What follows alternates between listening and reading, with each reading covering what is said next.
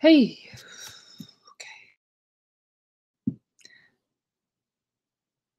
Okay. Hey, can you hear me okay? Okay, great. Okay, great. So sorry about that. I just restart my computer and it finally worked out. Okay, I'm the pro side and I'm gonna state my arguments again and pass the mic.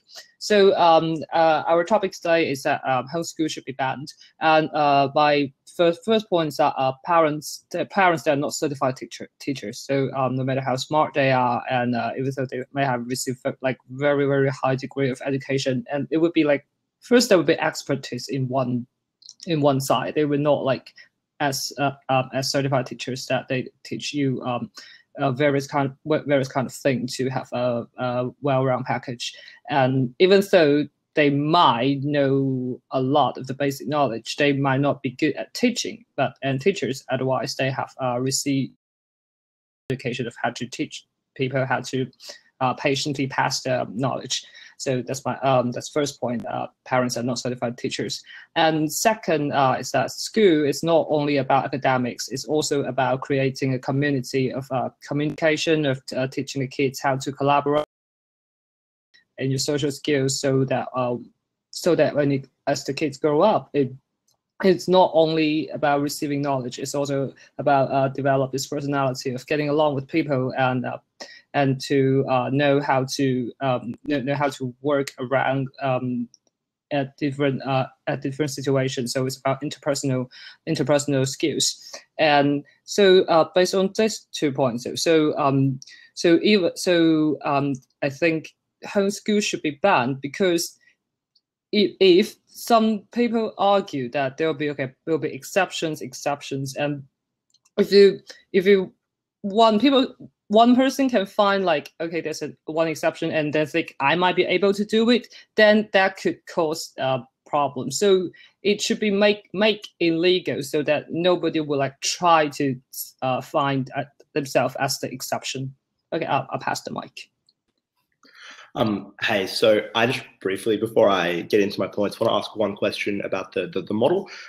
So how would you talk about banning homeschooling? So for instance, if parents insisted on homeschooling their children, would you take the children away from them and put them in state care? Or would you arrest the parents who did this? Or would you only fine parents who insisted on doing this? This will just change the way in which I make my arguments, depending on the intensity of the response. So I'll just pass this over now. Well, I'm thinking your question is like what would you do to the parents if they like, okay, yeah, sure. Just take the kids to the school. Okay, so just so I understand that clearly, you think that the police should come every day and escort the children to the school if the parents insist on sending them there? I think my main concern with that is that some parents would resist that process because, as I'm about to explain, parents have a very strong interest in ensuring that their kids can get education that is homeschooled. It's not a decision they take lightly. And as I'm going to get to later in my case, I think that is going to show there's a lot more engagement between parents and police in a way that's really damaging. My first argument, and I'll do my rebuttal to the stuff you just said in a second. My first argument is about the idea that parents have very good incentives and have a lot of interest in making sure their kids are happy. So there's 3 things I'll say here. Firstly, almost all parents are deeply concerned with the quality of education that their children receive. For instance, parents move different school districts. Parents lobby school teachers. Education is consistently one of the highest priorities in elections. So parents care about the quality of their education. And secondly, parents who homeschool their kids care more about their kids' education than regular parents. Firstly, because they're incurring the enormous time cost of being a homeschooling parent. And they're making big sacrifices in their own personal life. And secondly, homeschooling is unusual and they're incurring a bit of a social stigma when they do it. Importantly also, homeschooled parents are subject to more rigorous checks by the government looking for things like abuse because you aren't checking in regularly. So often homeschooled parents have like regular checkups and stuff like that. That's certainly the case in Australia, and it's something that I would support. The reason I'm leading off with this is very simply that your case is that there are some bad elements to homeschooling, but my thought is that parents care a lot and think a lot about the quality of education they're giving their kids. And these parents who care so much and who are told by everyone in the community they should send their kids to school are choosing not to, which implies they've got very good reasons for doing that.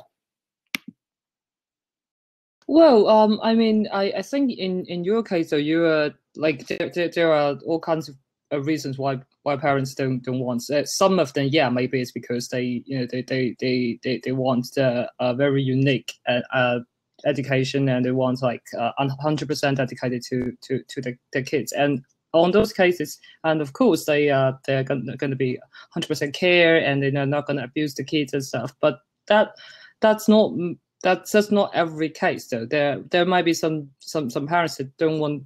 They just want to keep the kids at home because they might have social problems themselves. They don't want to get exposed to the community. That's why they want to keep the kids themselves, and then that's not healthy for children. So in the first point that you say, parents are dedicated, and that's true. Of course, every parent cares about their children, but are they able? So even though they have the passion, though, do they have deliver the knowledge like 100%, like convert the passion to knowledge to the children, and to pass that and to teach them as certified teachers. And second is time. You say it's the parents have developed more time to the kids compared to teachers, but the parents, they would also, that actually bring us something new, because so I'm assuming that the parents, they will have like daytime job and stuff too, so they teaching the kids would be like more irregular compared to teachers in the school. So I'm gonna pass the mic. Cool. So I want to move right off into some rebuttal about your point on certifications. So you claim that teachers don't have enough expertise. Okay, so the reason I'm a teaching student, the reason you get a degree in education and being a teacher is because you need to learn how to manage an entire classroom, and that's very difficult.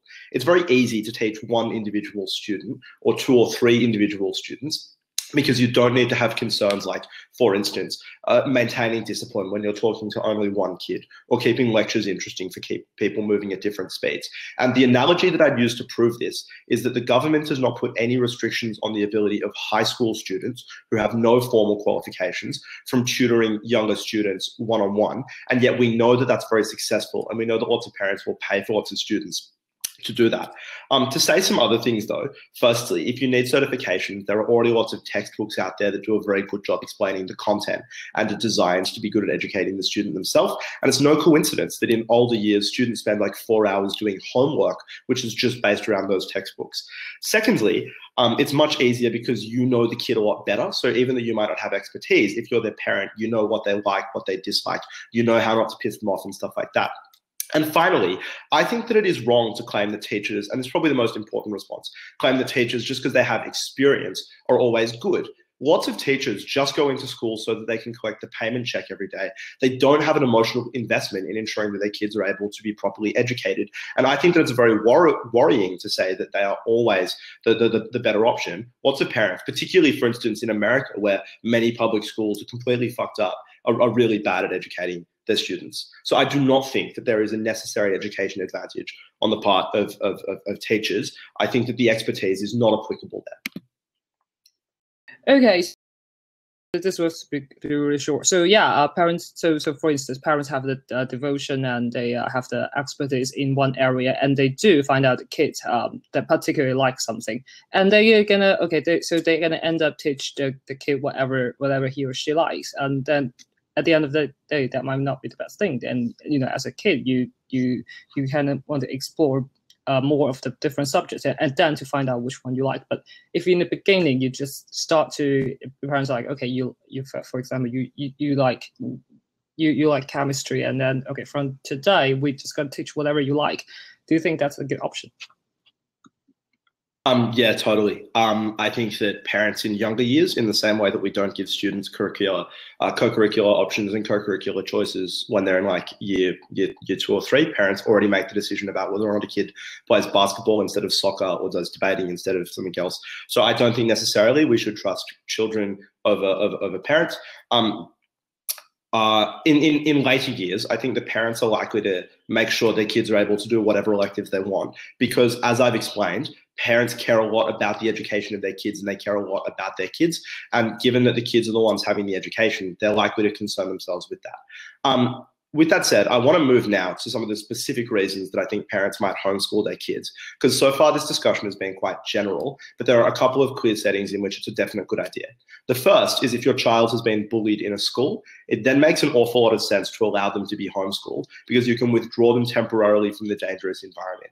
And that matters a lot, because even if it's only a small number of kids who are forced to go to school in which they're being bullied, the consequences of bullying are a lifetime of crippling self-esteem problems and often the immediate risk of suicide or physical harm. So that's such a big harm and such a big risk that even if everything you're saying about general education is true, I'm not sure we should care about it. Secondly, when the kid themselves is quite unstable. So for instance, when there has been a death in the family, often parents will homeschool the child for a medium period of time, simply because they don't want that child to have to be exposed to other kids, deal with stressful social situations, and want them to be able to be educated at their own pace.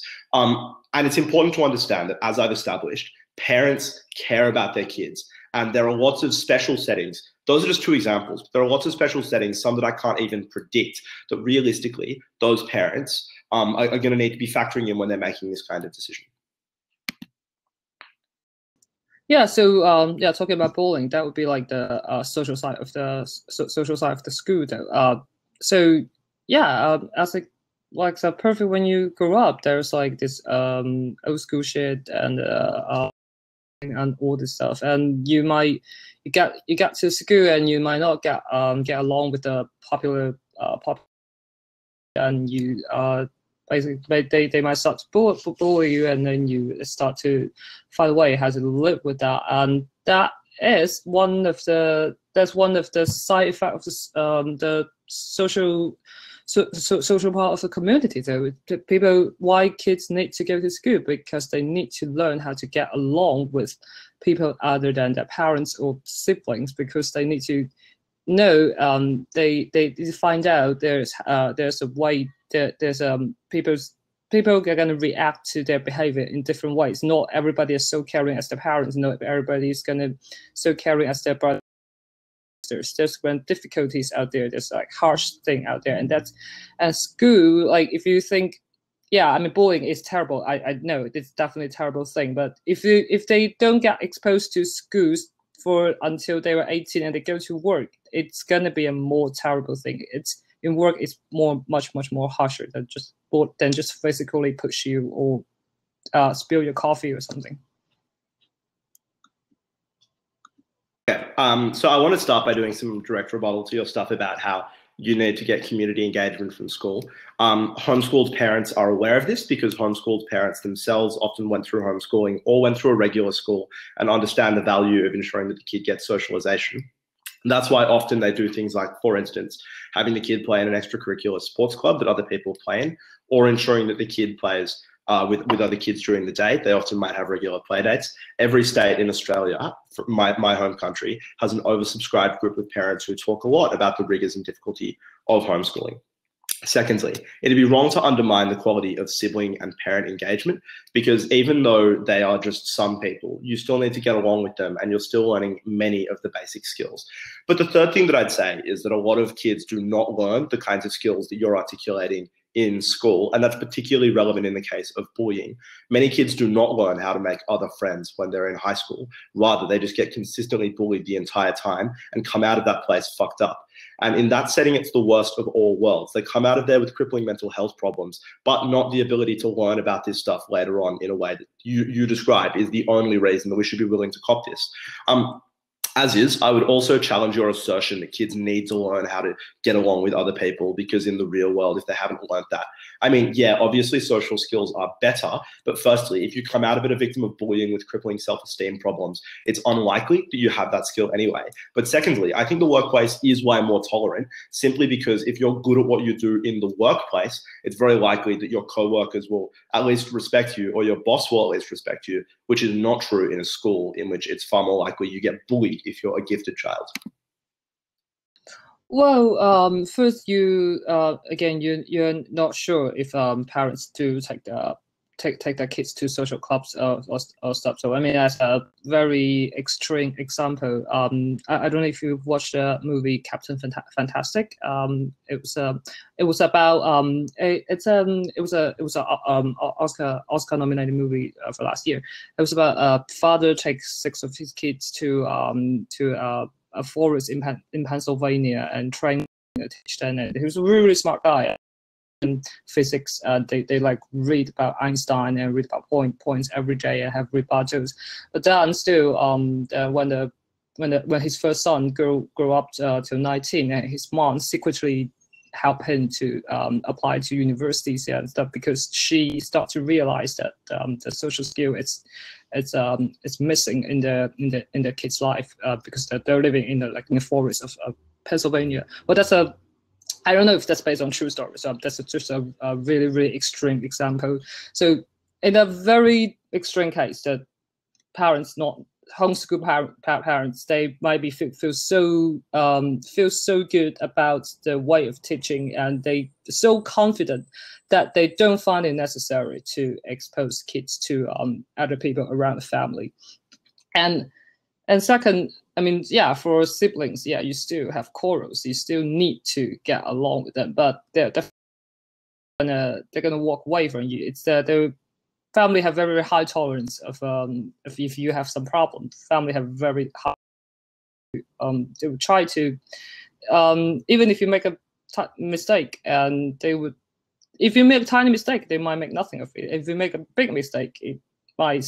There still might be a tiny mistake. So people cannot. It's hard to like self-correct if you're only with people that you're very comfortable with, and then third, I mean, of course, I don't think like bullying is a skill you do learn from public school. It's just as an example, you get to the society and you do get exposed to different kind of people, and you try to work along. And in most cases, too, it does work along. And you find a way sooner or later.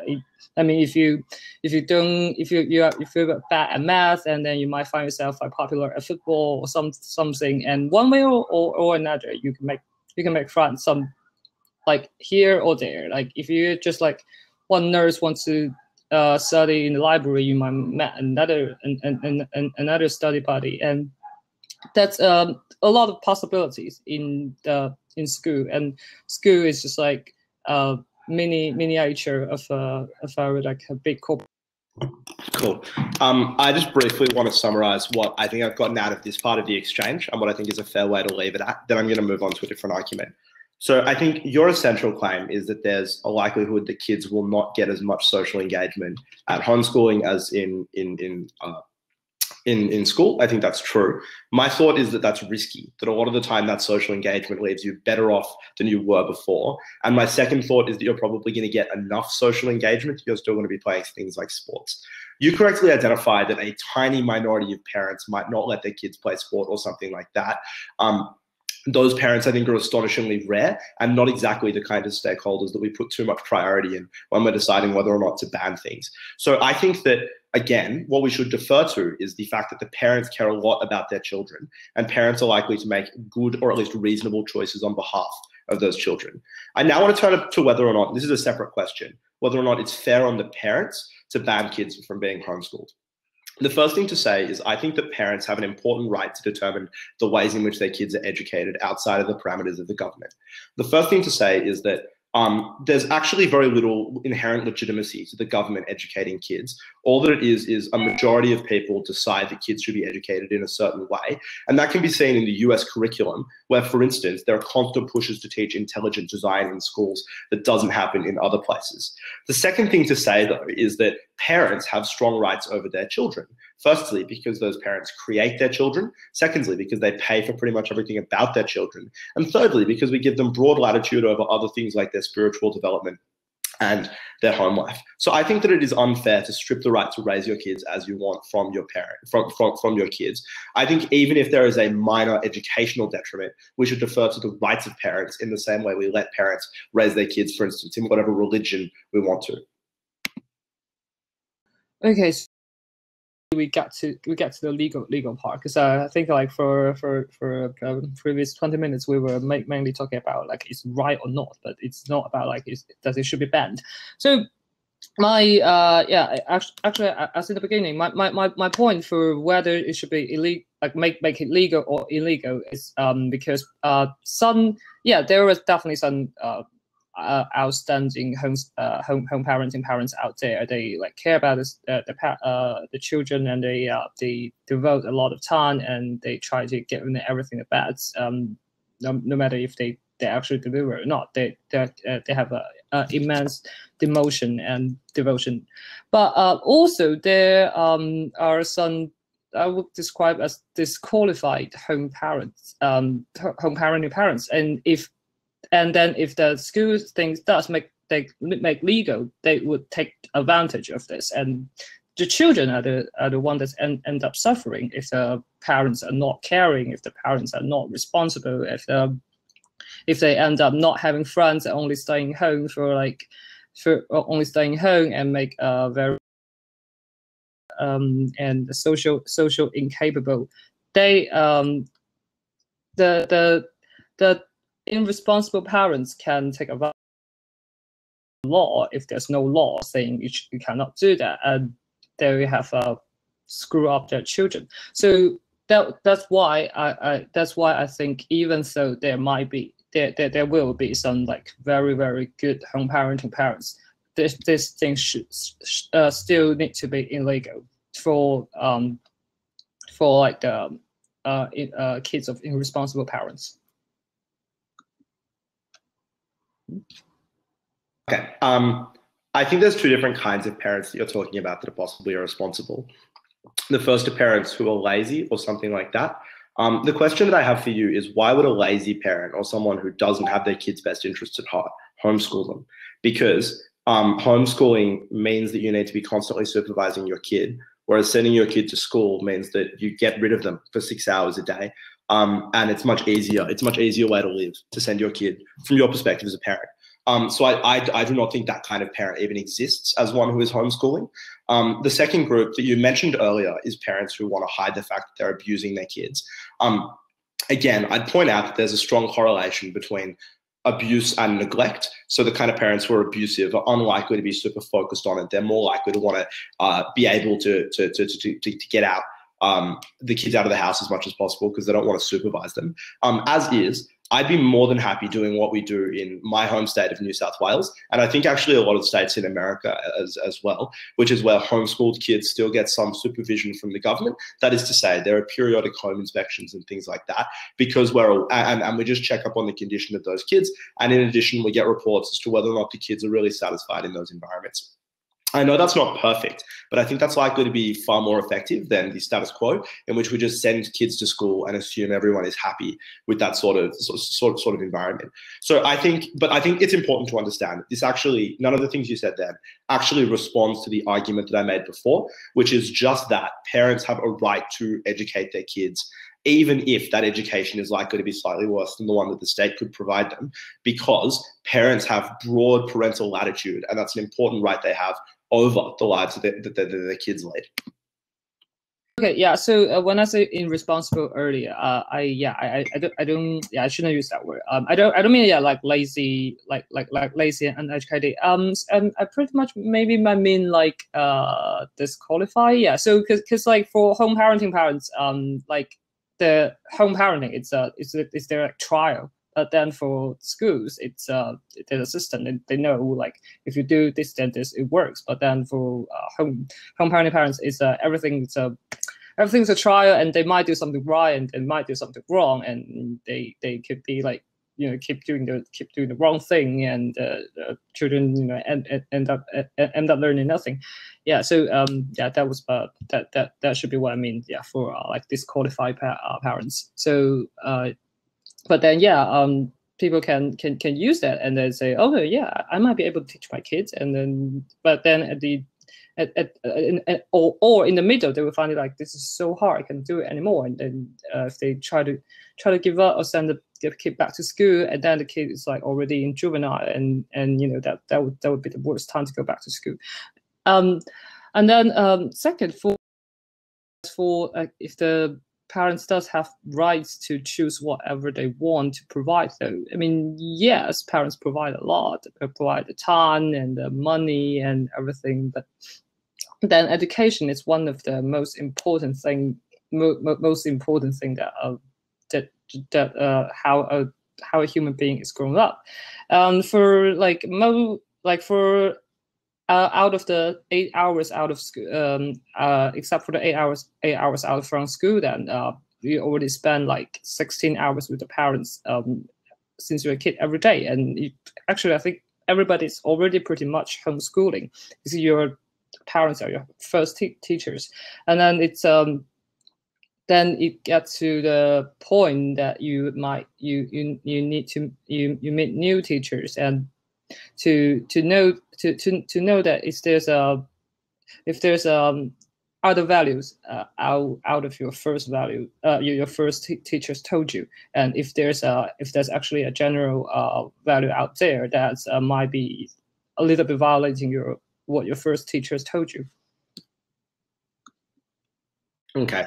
I want to start briefly with this idea that it's hard to return. So because a premise of my case, is that if homeschooling isn't working out, parents who care about their kids a lot will send them back to school. And that means that the harm can't be that big if it's failing, if it's visibly failing.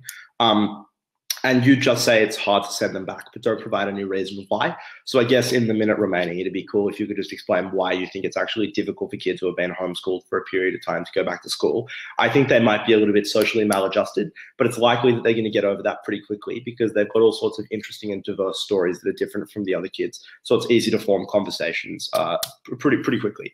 The next thing that I want to talk about is the idea that this education is experimental. That's not really true. Homeschooling has been happening for a long time, and there is a wealth of knowledge about how homeschooling works, which is why whenever you say to the government or register that you want to homeschool or anything like that, you get a ton of resources about the ways in which to do it successfully. At any rate, though, I showed you that education. So I now just want to move to the summary section of this educational question for me. I showed you a lot of things about the ways in which you don't need a good education to homeschool a kid because you're able to pay attention to their needs, because you know their needs a lot better than a regular parent, because you're able to pace things to their specific pace, which regular parents aren't able to do, and you're able to address their specific concerns. You're also able to use textbooks and none of that stuff needs you to have a qualified education. And then I also challenged you to explain why schools were so much radically better. The only thing that you said was that they had an education degree, but that is only required in order to, the only thing that an education degree is required to do is teaching a large classroom. It's not actually a degree that teaches you how to teach one-on-one. So at the end of that issue, even if you've proven that there are some advantages, I think it's fair to say that we should trust parents to do this job properly and provide their due diligence. Oh my God, there's only 1 minute left. So in regards to the certification part, though, I don't think that's only for like big classrooms. It's also only about how to pass the knowledge effectively, and it could work for like five people's classroom, and it's also work for 20 people.